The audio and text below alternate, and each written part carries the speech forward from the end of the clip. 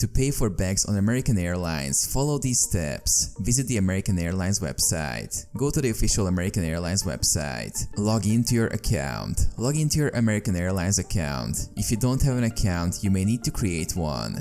Access your reservation. Retrieve your flight reservation by entering your booking reference and last name on the Manage Reservation or My Trips section.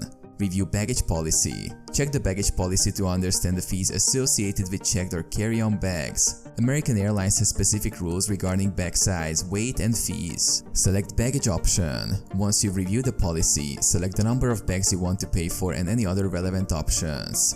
Enter payment details. Enter your payment details, which may include credit or debit card information. Complete the transaction. Confirm your selection and complete the transaction to pay for your bags. Receive confirmation. After successful payment, you should receive a confirmation email with details of your baggage payment.